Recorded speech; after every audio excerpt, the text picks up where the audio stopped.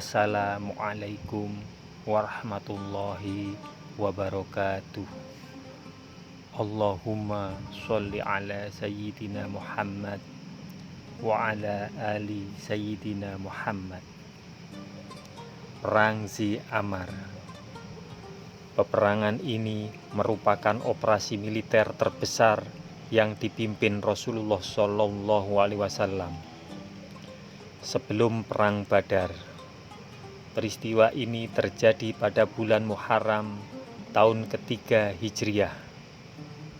Faktor penyebabnya adalah intelijen Madinah menyampaikan berita kepada Rasulullah SAW bahwa ada sekelompok besar dari Bani Sa'labah dan Maharib berkumpul untuk melancarkan serangan di pinggiran Madinah.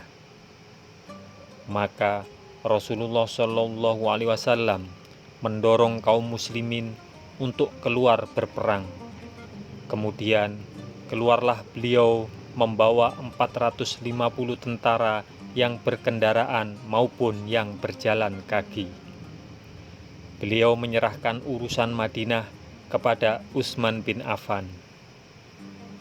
Di tengah-tengah perjalanan, mereka menangkap seseorang dari Bani Sa'labah bernama Jabbar.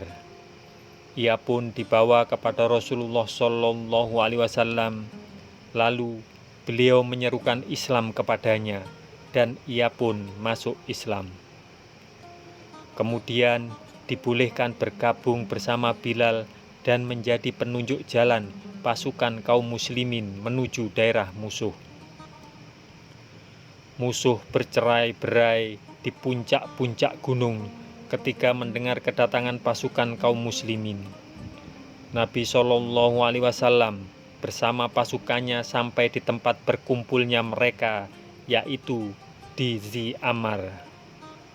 Di sana beliau tinggal selama sebulan penuh, bulan Safar tahun ketiga Hijriah, untuk menunjukkan kekuatan kaum muslimin kepada orang-orang Arab Badui dan agar mereka merasa takut. Setelah itu, beliau kembali ke Madinah. Ka'ab bin al-Ashraf adalah seorang Yahudi yang paling keras memusuhi Islam dan kaum muslimin. Paling keras gangguannya kepada Rasulullah SAW dan menyerukan untuk memerangi beliau. Ka'ab bin al-Ashraf berasal dari kabilah Ta'i, dari Bani Naban, dan ibunya dari Bani Nadir. Ia adalah seorang yang kaya raya di kalangan orang-orang terkenal dengan ketampanannya dan juga seorang penyair. Bentengnya terletak di sebelah tenggara Madinah, di belakang perkampungan Bani Nadir. Ketika pertama kali mendengar berita tentang kemenangan kaum muslimin dan terbunuhnya para pemimpin Quraisy di Badar, ia berkata, "Apakah berita ini benar? Mereka itu adalah para pemimpin orang-orang Arab dan raja manusia. Demi Allah, seandainya Muhammad dan para sahabatnya berhasil menundukkan mereka, perut bumi ini sungguh lebih baik daripada punggungnya."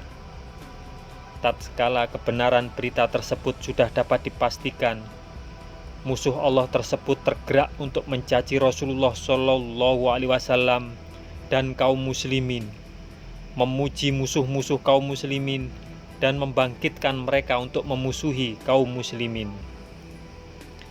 Ia tidak puas dengan sekedar berbuat seperti itu, sehingga ia pun mendatangi orang-orang Quraisy dan singgah di tempat Al-Muthalib bin Abi Wada'ah As-Sahmi. Di sana ia mengalunkan syair-syair ratapan para korban Badar dari kaum musyrikin yang dimasukkan ke dalam sebuah sumur Badar. Dengan demikian, ia dapat membangkitkan kemarahan anak cucu mereka dengan kedengkian terhadap Nabi SAW serta mengajak mereka untuk memeranginya. Ketika berada di Mekah, Ka'ab ditanya oleh Abu Sufyan dan kaum musyrikin, "Mana yang lebih baik engkau sukai, agama kami atau agama Muhammad dan para sahabatnya?" Dan manakah yang benar, jalan kami ataukah Muhammad dan para sahabatnya? Ka'ab menjawab, kalianlah yang lebih benar jalannya dan lebih baik. Apakah kamu tidak memperhatikan orang-orang yang diberi bagian dari Alkitab? Mereka percaya kepada Jib dan Togut dan mengatakan kepada orang-orang kafir musyrik Mekah bahwa mereka itu lebih benar jalannya dari orang-orang yang beriman. Surah An-Nisa. Kemudian Ka'ab kembali ke Madinah dalam keadaan demikian. Di dalam syair-syairnya mulai berani merayu-rayu istri-istri para sahabat dan menyakiti para sahabat dengan kelancangan lidahnya yang keras. Ketika itulah Rasulullah SAW berkata, siapakah yang bersedia membunuh Ka'ab bin al-Ashraf? Sungguh ia telah menyakiti Allah dan Rasul-Nya. Maka Muhammad bin Maslamah bangkit dan mengatakan, saya wahai Rasulullah, apakah engkau suka apabila saya membunuhnya? Ya, jawab beliau. Muhammad bin Maslamah mengatakan, izinkan aku mengatakan sesuatu kepadanya. Katakanlah, sahut beliau. Semoga kisah ini bermanfaat untuk kita semua. Wassalamualaikum warahmatullahi wabarakatuh. Mudah-mudahan kelak kita akan mendapatkan syafaat dari Nabi besar Muhammad SAW. Amin, amin, amin ya rabbal alamin.